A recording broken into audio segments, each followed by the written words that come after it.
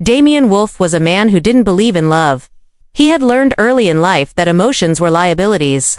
Best avoided, especially when building an empire. At 37, he was the CEO of Wolfe International, a towering figure in the business world with a reputation as sharp as the cut of his tailored suits. Cold, calculating, and always in control, so when he decided he needed a wife, love was the last thing on his mind. It was about convenience, optics, stability. The board had grown restless after recent media scandals involving competitors, rumors, mergers, messy divorces. Investors wanted the image of a man grounded, committed. A wife would make Damien appear more trustworthy, more human, and Damien was nothing if not strategic. That's where Alina came in. She stood across from him in his glass-walled office, wearing a second-hand blazer and holding her bag like a shield. There was something in her eyes, not fear exactly, but a wariness that intrigued him. She didn't want to be here. That much was obvious. Good, that made two of them. You want me to marry you? She repeated slowly, her voice measured. Correct, Damien said, leaning back in his chair, fingers steepled. A legal arrangement. Nothing more. Alina raised an eyebrow. And what would I get out of this? Legal arrangement. Financial stability, he said. Your debts paid. A monthly stipend. Discreet independence. After 2 years, we part ways. Quietly, she looked at him like he was speaking another language. So, a contract marriage. He nodded. Precisely. Alina Ross had always believed in hard work. She'd put herself through college, worked 2 jobs, and never asked for help, not even after her mother's medical bills piled up, or when her little brother dropped out of school. But the walls were closing in. Her landlord had posted a final notice that morning. Her part-time job wasn't enough. The non-profit she worked for was struggling. Options were running out. Damien Wolfe's offer sounded like a fairy tale laced with poison, and yet, it was a way out. This isn't a proposal, she said. It's a transaction. He smiled faintly. Marriage is often just that. We'll both benefit. You'll have freedom more than you do now. Alina looked down at the contract on the table. Neat, emotionless clauses. No intimacy expected. No personal interference. 2 years, clean exit. What happens if I fall in love with you? She asked suddenly. Damien blinked, caught off guard, just for a second. You won't, he said. I assure you, Miss Ross, I'm not the falling type. And you think I'm the type to sell myself? No, he said quietly. I think you're the type who puts others first. Even when it costs you. That silenced her. And that silenced raw and vulnerable was the closest thing to a yes he'd heard so far. They were married in a private courthouse ceremony. 2 weeks later, no guests. No photos, no vows. Alina wore a borrowed white dress. That didn't quite fit. And Damien wore the same gray suit he wore to board meetings. A ring was exchanged, hands were shaken, and suddenly she was Alina Wolfe. Afterward, they shared a car back to his penthouse. Your room is on the 2nd floor, Damien said as the elevator climbed. You'll find a wardrobe already stocked. With clothes in your size, I've assigned you a private driver. You may come and go as you please, but I expect you to attend public events when required. In exchange, I'll stay out of your personal affairs. Alina nodded, looking out the window at the skyline. Sounds easy. It is, Damien replied. As long as neither of us forgets what this is. A business deal. Exactly. But as she stepped into the glass and marble penthouse, Alina couldn't help but wonder what kind of man built a life so carefully walled off, and what he'd buried behind those walls. Damien, meanwhile, watched her from the shadows of the hall, curious. Despite himself, she didn't flinch. She didn't fawn. She hadn't cried once. He admired that. This was supposed to be simple. But nothing about Alina Ross ever would be. Alina quickly learned that living with Damien Wolfe was like inhabiting a beautifully furnished museum, pristine, expensive, and completely devoid of warmth. The penthouse was enormous. All cold marble floors and sharp-edged modern art, with floor-to-ceiling windows that overlooked the city like a king surveying his kingdom. Everything in the space had a purpose, every item curated, every surface immaculate. Nothing was left to chance, including, apparently, their marriage. They barely saw each other the first week. Damien left early each morning and returned late at night, usually after she was already in bed. Meals were eaten separately. Schedules were kept apart. And yet, somehow, Alina felt his presence even in his absence in the untouched coffee pot at 6 a.m. in the faint scent of his cologne in the elevator, in the silence that stretched across the penthouse like a loaded gun. He wasn't cruel, just unreachable. One morning, Alina wandered into the sunlit kitchen to find Damien already there, suited, sharp, sipping black coffee while reading the financial section. He looked up. "Good morning," Alina blinked. "You speak." A flicker of amusement touched his mouth, but it was gone too fast. "I've been told I'm more tolerable before noon." She poured herself a cup of tea, feeling his eyes on her. She was wearing one of the outfits his assistant had selected for her, simple, elegant, and far more expensive than anything she would have bought herself. It made her feel like a stranger in her own skin. "How's the charity work?" Damien asked without looking up. Alina frowned. "You know where I work?" "I know everything about you, Alina." The way he said it was matter-of-fact, not threatening, but not comforting either. She set down her cup. "That's a little unsettling. I prefer informed decisions. You make people sound like investments." He finally looked at her then, those gray eyes sharp and unreadable. "Aren't we?" Alina met his gaze evenly. "Maybe that's your problem." Despite the walls he kept around himself, Damien noticed things. He noticed how Alina greeted the staff by name, something he'd never bothered to do. He noticed how she opened the windows on warm mornings, letting in the breeze even though he preferred them shut. He noticed how she left small sticky notes on the fridge, reminding herself to check on her brother, to send donations, to refill the cat food, even though they didn't have a cat. She was chaos wrapped in warmth, and he didn't know what to do with that. He watched her from a distance, never quite stepping into her world. He couldn't afford to. Emotions, once let in, had a way of devouring everything. A week later, they attended their first public event as husband and wife, a charity gala at the Astoria Hotel.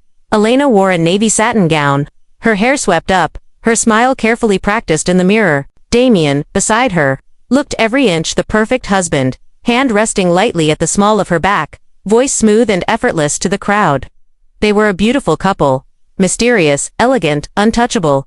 Inside, Alina felt like a mannequin between champagne sips and hollow conversations. She caught Damien watching her.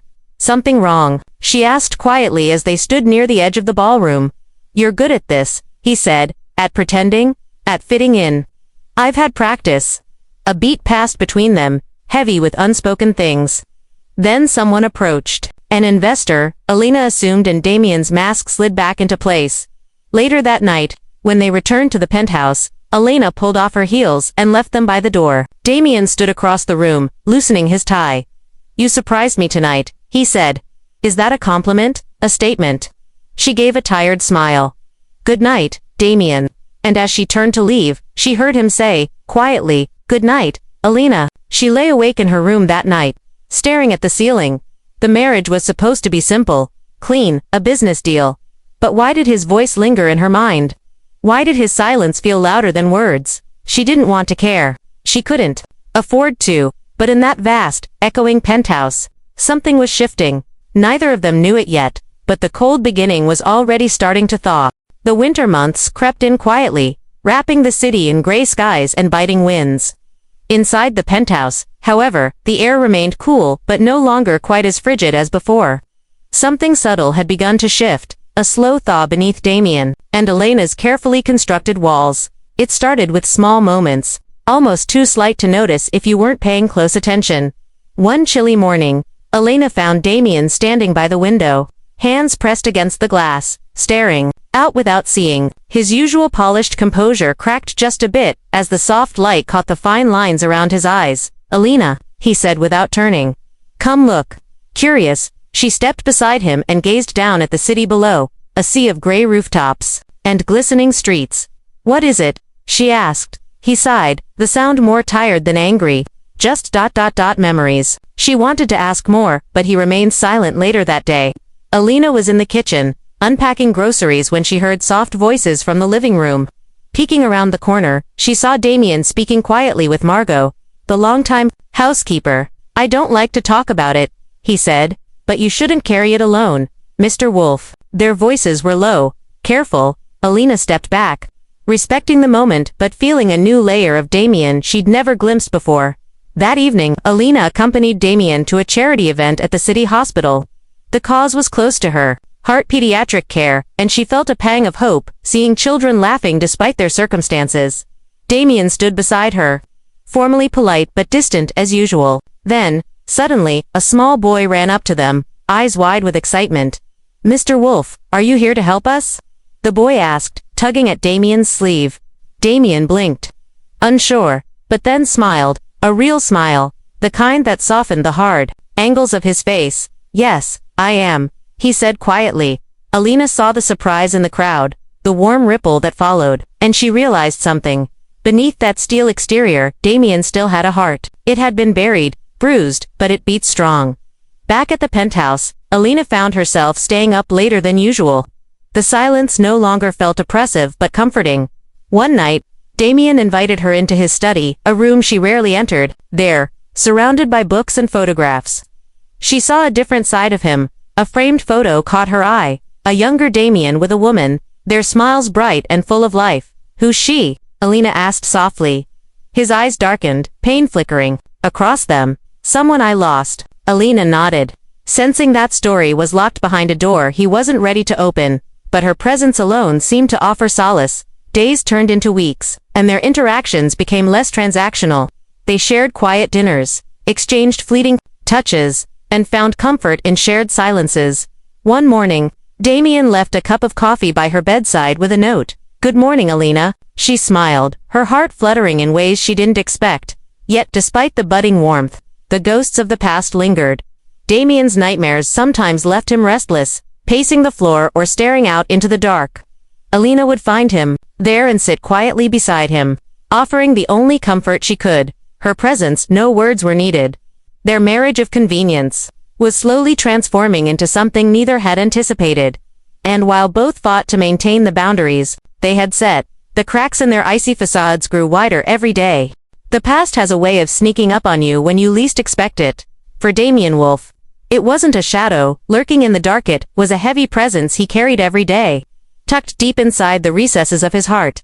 It began one rainy afternoon, when Alina found Damien sitting at his desk, staring blankly at an old leather-bound journal. The glossy city outside blurred under the relentless rain, but inside, the room felt like a quiet confession waiting to happen. "May I?" Alina asked softly, gesturing toward the journal.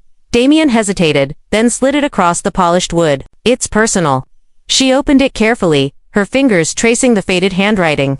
It was filled with memories, moments of joy, loss, love, and betrayal. Names and dates, sketches, and torn photographs slipped from between the pages.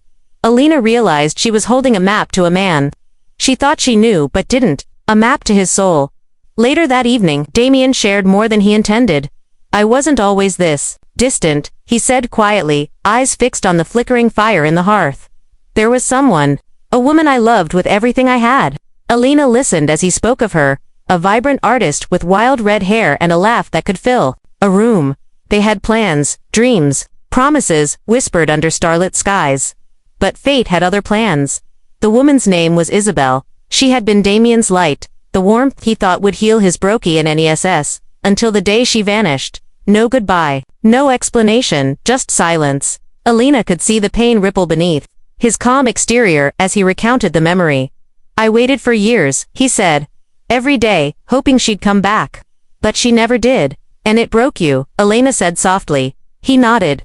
"I stopped believing in happy endings. In love." The room fell silent except for the crackle of the fire.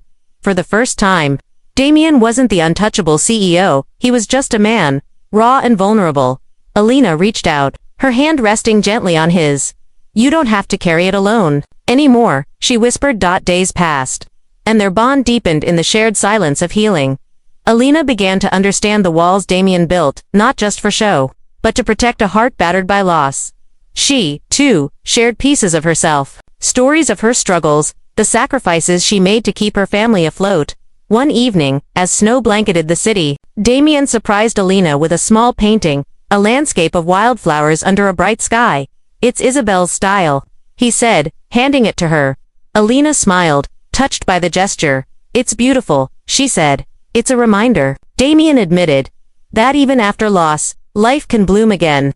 That night, as they sat by the window watching the snow fall, something shifted between them. No contracts, no rules, just two souls beginning to trust. The days grew longer, and with them, The walls Damien and Alina had so carefully built started to crumble. It wasn't sudden or dramatic. No sweeping confessions or declarations.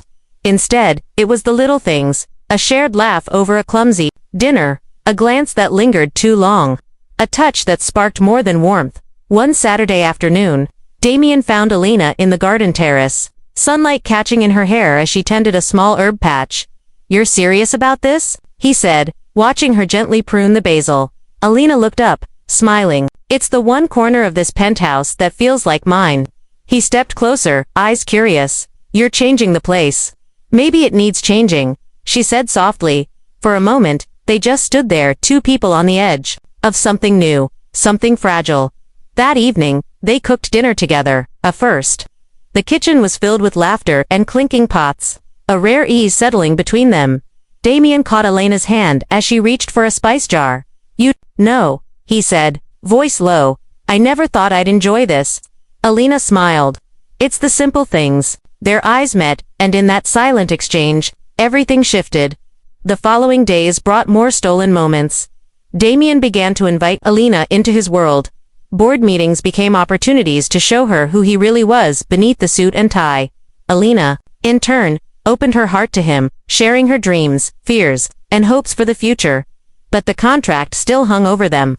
A reminder of the boundaries neither dared to cross.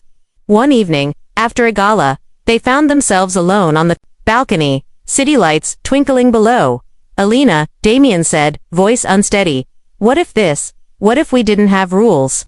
She looked at him, heart pounding. "Would you want that?" she asked. He hesitated, then reached out, brushing a stray lock of hair from her face. "I don't know what I want anymore," he admitted. That night, they sat side by side, closer than ever before. Alina's head rested lightly on Damien's shoulder. For the first time in years, Damien allowed himself to feel something he thought was lost forever: hope. The fragile bubble that had been growing between Damien and Alina burst without warning, like glass. Shattered by a careless hand, it happened on a cold autumn evening when Alina received a call that rocked her world. Her brother, struggling with addiction, had been hospitalized after an overdose. The news hit her like a punch to the gut, and she needed Damien's support more than ever. She rushed to his study, the letter in her trembling hands. "Damien, I need to go." "My brother," he looked up from his papers, face tight with stress. "Alina, we have a charity auction tomorrow. I need you there." "I can't ignore this," she said firmly. He stood, his usual calm replaced by frustration. "This marriage is an arrangement. Don't forget that." Her heart clenched. "I thought we were more than that." The words hung between them, heavy and sharp. Damien paced, then stopped, gaze darkening. "You're making this harder than it is." "Maybe because I want more than convenience," Alina whispered. He turned away, struggling with feelings he refused to admit. That night, the distance between them felt wider than ever. Alina packed a bag, her resolve firm. She couldn't live in a contract marriage that denied her the right to feel. Before she left, Damien caught her by the door. "Don't go." She looked at him, searching his face for the man she was falling for. "I need more than this," she said, voice breaking. "I know," he admitted, voice raw. Damien spent the night wrestling with his demons. He realized he was no longer content with the facade, the empty arrangement. He was in love, and losing Alina would mean losing the last chance at something real. The next morning, Damien found her at the hospital. They stood in the quiet corridor, the weight of unsaid words pressing down. "I'm sorry," he said simply. "For what?" "For not seeing you. For not fighting sooner." Alina's eyes glistened. "I was scared you didn't care." He reached for her hand. "I do. More than I ever thought possible." That day, the contract was forgotten.